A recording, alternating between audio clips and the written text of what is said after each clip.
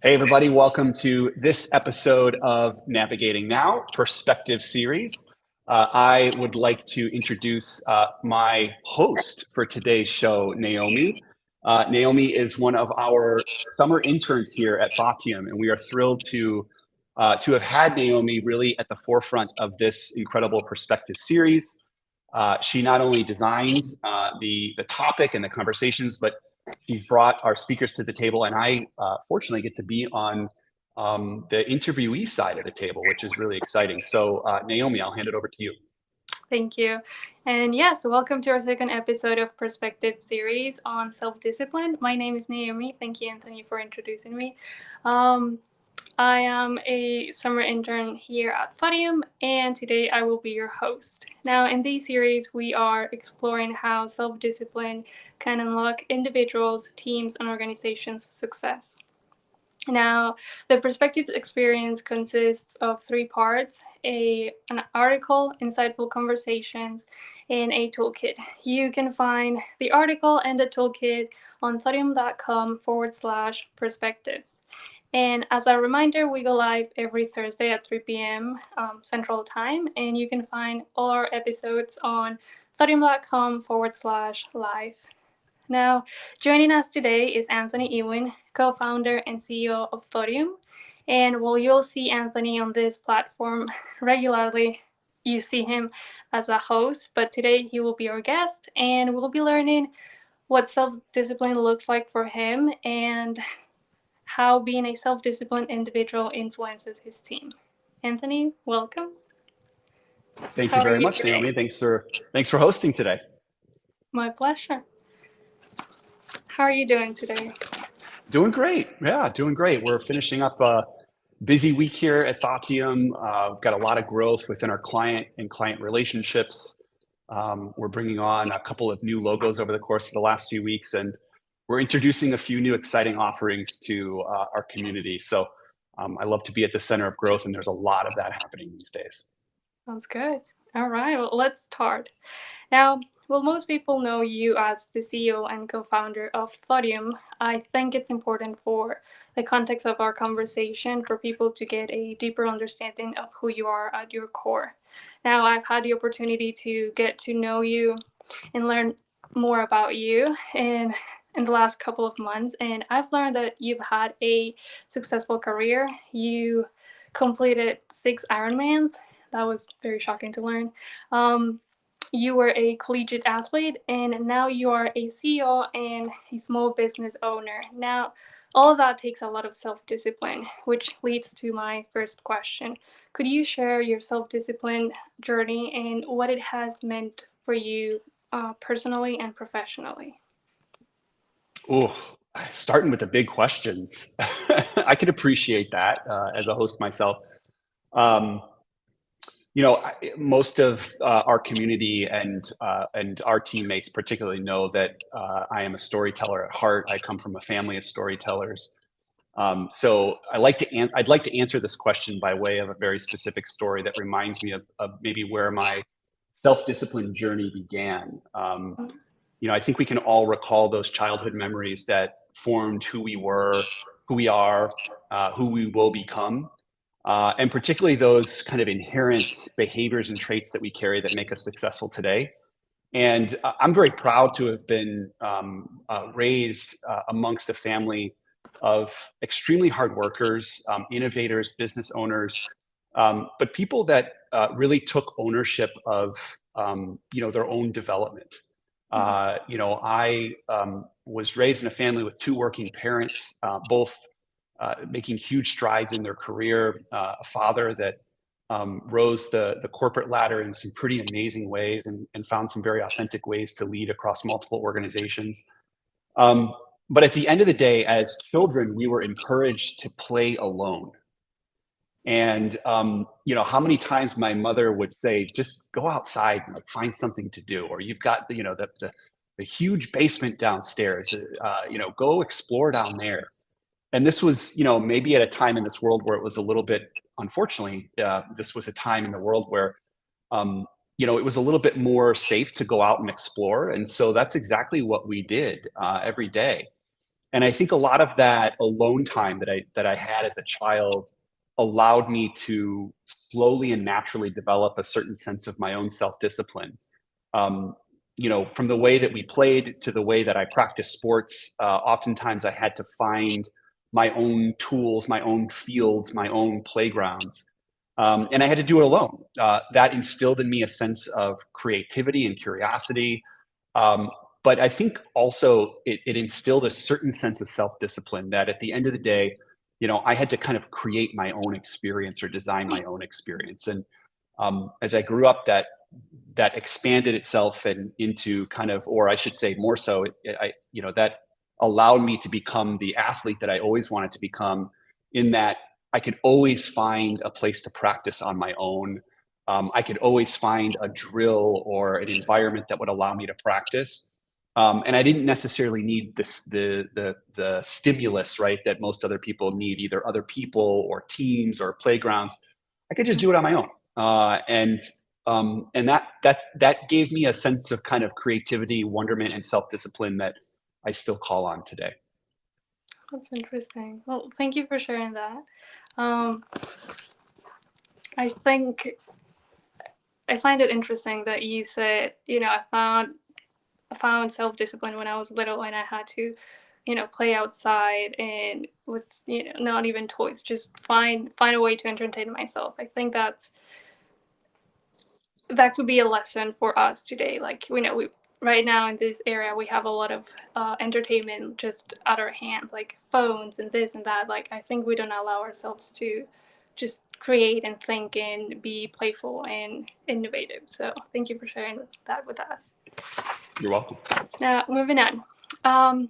We know that you're a highly self-disciplined person. It shows in the way you carry yourself, in the way that you run your business. So, do you mind sharing with us what your daily routine looks like? I can say that's probably the most evolving part of my life right now. Routines for me have become more rituals. They've become a lot more sacred.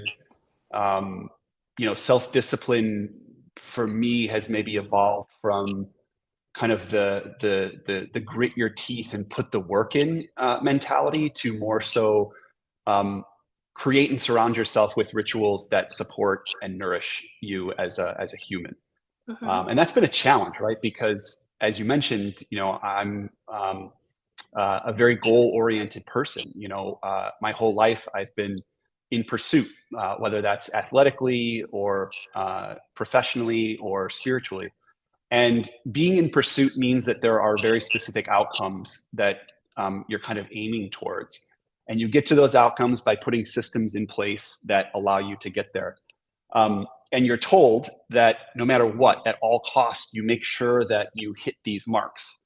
I think as you get older and you get a little bit of experience underneath you, I'm sure we can all attest, you realize that sometimes self-discipline means creating space for yourself, creating routines or rituals that support and nourish you to be able to show up in your best way across different aspects of your life. And so for me today, self-discipline means slowing down. And that's a day-to-day challenge. So my daily routine, obviously involves, running Thoughtium and being in collaboration with our team, working with, our clients, whether that's virtually or in person, facilitating, hosting shows like this. I'm constantly in front of our brand and our offerings. But I would say day to day is my everyday is bookend with rituals in the morning and the evening that make me whole. And so, common things in the morning, like I'm definitely an early riser. I like to get my workouts done in the morning. I like to feel really fresh walking into work, knowing that I've had that sense of accomplishment. But I'll double in on maybe the more evolving part of my daily routine, and that's my evening routine. We all know that my evening routine, yes. Your evening So I routine. call Okay. this, yeah, I call this my wind down routine. We all know that kind of our morning practices set the stage, but this year I've realized that winding down is just as important. So at night, I really, really like to to really kind of systematically wind myself down from the busyness of the day, and that includes some meditation, light music, candles, disconnecting, some soft tissue work, some breath work. I have a whole bag of tricks that I'm now able to kind of place in the hours of 7 to 9:30 at night, that I believe are really healthy rituals that have really helped me get better sleep, that has set myself up for, success the next day. So the short answer there is I like to bookend my days with really great self-discipline that allows me to show up fully and more present during the day for our team. Thank you. That's great. I have a question for you. So I'm hearing that you work out, you're doing breathing exercises, you're meditating. I have two questions actually. Would you say that physical training and is the best way to start your building your self-discipline? And would you say is it easier to change your behavioral patterns than it is to change your cognitive or emotional patterns? Let's say you engage in negative self-talk. Do you think it's easier to start with your physical activities? Oh, those are some great questions. Yeah, we could geek out about this, Naomi, for sure. And I'd love to know your thoughts on this. Again, I'll say that maybe I grew up uh, with the belief that, physical routine, physical health, enabled and led in terms of like your overall well-being. I think today I have more of an appreciation for the mental discipline, and the self-care discipline that it takes to truly replenish. Um, so that's how I'll answer the first part, and then I want you to ask me the second part again because I want to make sure I got the question right. Would you say is it easier to change your behavioral patterns than it is to change your cognitive and emotional patterns? I think in order to change your cognitive and emotional patterns, you have to look at the behavioral patterns. I think that the way that we experience this world emotionally and cognitively can be led or even drastically altered by the day-to-day actions that we put in. And I'll give a perfect example of that. I think sometimes, um, you know, when we feel wound up, high strung, overstimulated, it can be directly related to specific behaviors that have happened that day, whether that's overconsumption of social media, getting far too wrapped up in the throes or the emotions of work or life or relationships. And so I see kind of our behaviors as dials that we can turn, that ultimately inform the way that we feel emotionally. Uh, but I'd be curious to as to your opinion on that one. Um, I would say, just based on my experience, that it's easier to start with changing your behavioral patterns.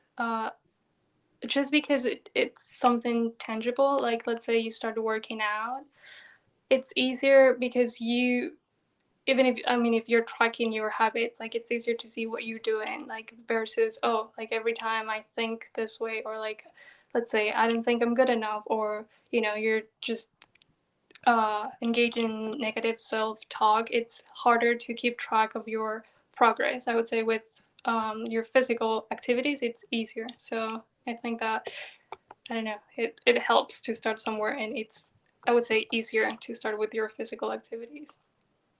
100%. And I think that's why, a lot of these rituals, these self-care practices are becoming so mainstream.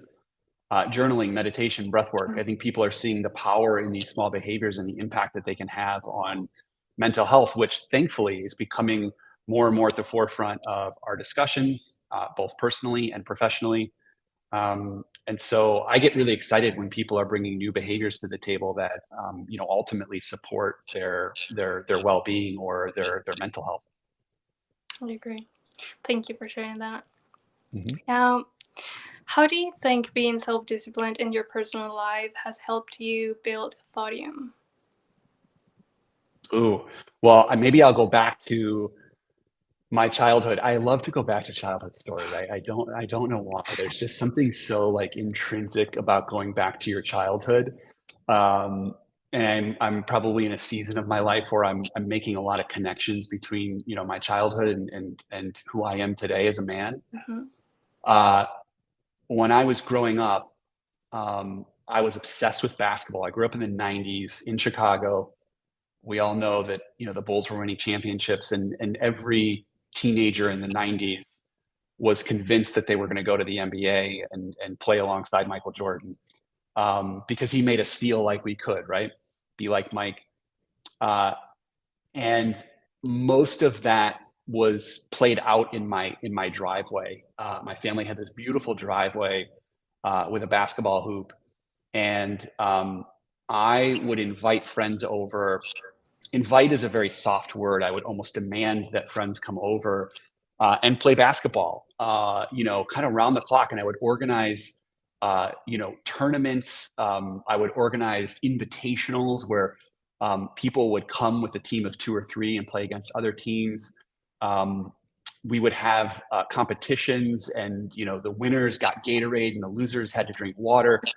Um, and this was just the environment that I love to be in. And you could maybe call that more of a competitive trait, but I think it was more so a self-discipline trait, in that I loved to be accountable and hold other people accountable to our growth at the time as basketball players. I love to invite people in and create different experiences for people to own their craft or to become even more passionate about something.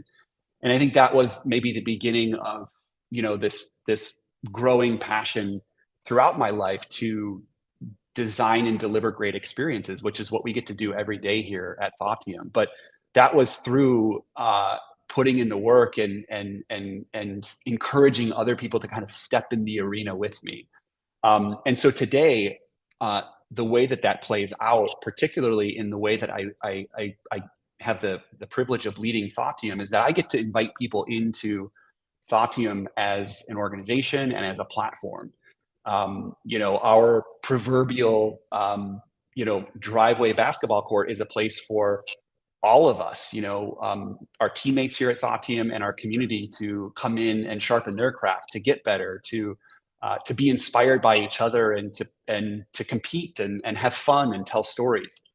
Um, and so, that accountability that I held myself and my friends to as I was growing up really drove my sense of self-discipline, and that concept of creating the space for that is it's inherent in who I am. And if I weren't doing it for Thoughtium today, I would be doing it for another organization or another concept that myself and a handful of my close friends would be building, much like we are here at Thoughtium. Thank you for sharing that. It sounds like since you were almost forced to find your own entertainment as a child, like you found ways to organize it with your friends, and that carry it until you're an adult and how you build your organization. So thank you. Yeah. For those of us who grew up in the 80s and maybe even 90s, 70s as well, how many times our parents said, just go play outside? Right. And at the time, we felt like it was such like, we were so annoyed, like we were being abandoned, like, well, what am I going to do just going outside? It is the greatest gift that our parents could have given us, was kicking us out the door and encouraging us to find a certain sense of creativity and self-discipline that I think allows us to be an extremely strong generation. And I'm not comparing generations whatsoever, because I think there's some traits to older and younger generations that we didn't get as millennials. But the one that we got that I'm very proud of is the sense of self-agency and self-discipline, because we had that very safe environment to just go outside and find it. Yeah, you're right. Now, do you think a team's performance and motivation are a representation of their leader? Absolutely not. No. I think that the leader of an organization, or in our case, the leaders of our organization, reflect the sense of discipline that the team is showing. Mm-hmm. I don't think any one leader or any group of a few leaders um, can instill a sense of self-discipline in a team. I think we hire for that. I think that we want to bring folks into the organization that um, you know can demonstrate that sense of self-discipline, and you can see that through the way that they've navigated their career, some of the opportunities that they've taken, even the way that they might show up, in interviews as we get to know them. You do your best to understand, are they self-motivated? Are they self-drivers? Are they self-starters? Have they dealt with ambiguity? Do they go outside and play by themselves? That type of thing. So you look for that, I think, and you try to bring uh, a sense of self-discipline into the team. But I think, one of the things that Norm and I have maybe learned over the years, he and I are very hard workers. We're extremely hard workers. And I don't think he and I have ever had the notion or the sense that the harder we work, the harder the team works. It's actually been maybe the opposite. I think he and I over the years have learned um, that we need to be very aware of, our own sense of drive, motivation, and discipline, and recognize and understand that others around us don't carry this, that maybe don't carry the same sense of motivation or drive. And that doesn't mean any Mm-hmm. more or less. I mean, they might just be motivated and driven by other things. Um, Nobody will believe in your organization more than you, whether you're at the top or whether you are a part of a team. We all have our own motivations to be within these organizations, and so I couldn't ask anybody to work the same way that I do, and I would never want to instill a certain sense of uh, self-discipline into this team. What I get really excited about is creating a platform for folks to express their own sense of creativity and self-discipline. Um, and we have a couple of real examples of that within our team. Uh, Folks like Nicole Deal, who have stepped into Thoughtium and really found, her sense of autonomy and leadership in her coaching, and bringing type coach and situational intelligence to so many of our clients. You look at, our new head of people and operations, Amanda Lobo, who came in as chief of staff and essentially wrote her own career path to being, a real leader of both people and strategy here within Thoughtium. And Naomi, I'd argue, for the 3 months that you've been here, you've shown a certain sense of self-discipline, because you've had to navigate an organization that was going through a massive growth spurt, and you maybe didn't have as much exposure to it. So these are the types of things that I'd rather promote within the organization than expect from our people, that carry that certain sense of self-discipline. Makes sense. Thank you. I had in my head, I thought you were going to answer something different. So you just Oh, interesting. What's your you take? just added What's your another take on layer. this one? Well, in my head, when I wrote the question, is do you think your team's performance is a reflection of their leader? And in my head, it was like, does the team get inspired by their leader, therefore they work as hard or harder than their leader? Cool. That's what I thought. Yeah, I really do hope that, and not just because I get to be a leader within the organization, not just because I carry the CEO title, but I really hope that, like, all of us are truly inspired by the way each other works, and I really truly mean that. There is some real toxicity when we as leaders are working at a certain rate or a pace that is overwhelming to people around us. And that's really, really easy to do because we've got to wear all of the hats and we're so passionate about what we're building here. But I think that there's a real slippery side to feeling like your work ethic or your work output is something that should be motivating or driving others around you. It really is truly the opposite. And listen, I love to work hard, and it's something that I appreciate. So I am going to work hard, but by no means do I want that hard work to at all influence, our team in terms of their work ethic or their output. We have so many people that are so motivated by, the people around them, the community, our incredible clients, their own career path. They don't need to look to me for that type of motivation.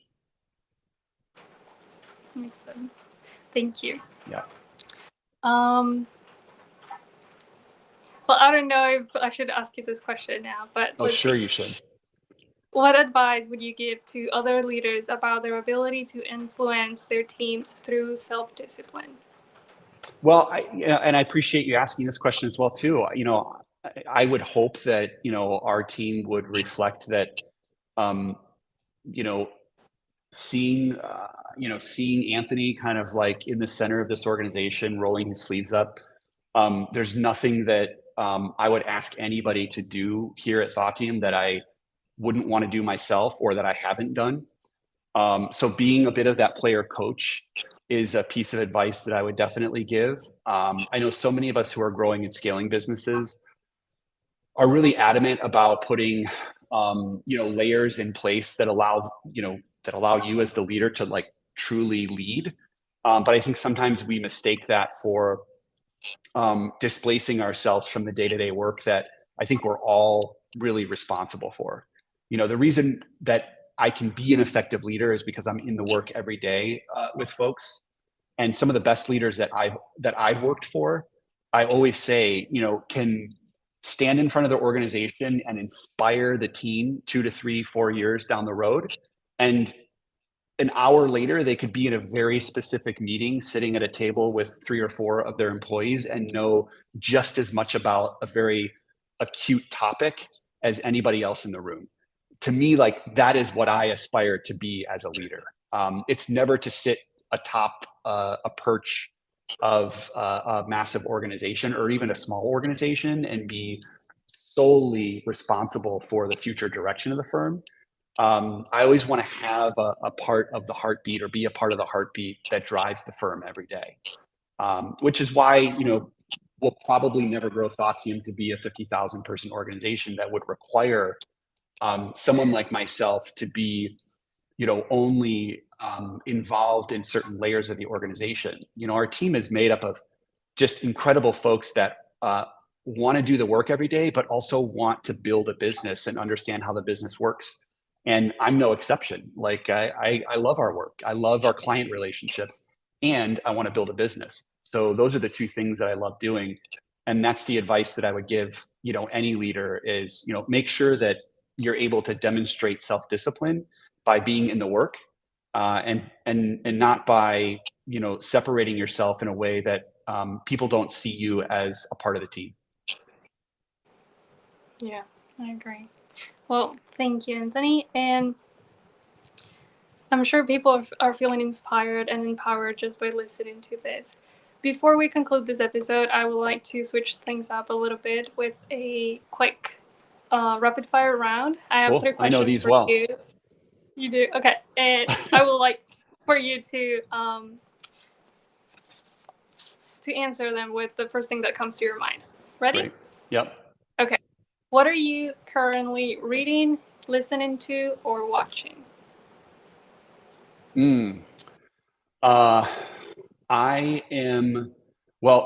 I will say tonight I'm really excited about the new season of Billions that's coming out.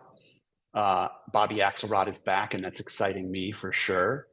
I am reading a lot right now on how to build and scale a business, and I do that through daily articles, a couple of books that a few of my colleagues had passed my way.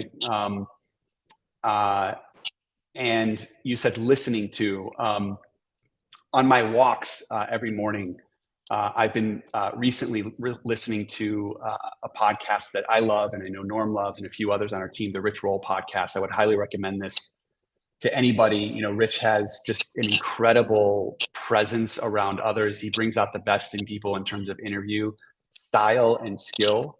So the Rich Roll podcast would be a big recommendation to anybody who's looking to learn a little bit more about the ins and outs of particularly self-discipline, you know, the highs and lows. He can speak to the good and the bad of being so self-motivated that, you know, you almost have to kind of check yourself in certain realms. So Rich Roll podcast would be a big recommendation. Thank you. I'll check it out. Now, what is an ordinary moment in your life that brings you great joy?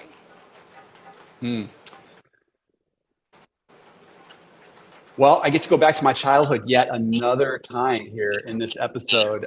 You know, growing up, I got to sit at the kitchen table next to my parents, my two sisters, and my grandparents often. We would do this almost every Sunday. We would drive an hour to my grandparents' house. And this is one of those things that you just never knew at the time was so special. But the ability to sit at a kitchen table, listen to your family and hear about their hopes and their dreams and where they're going with their life and their career, and do a little bit of support and coaching.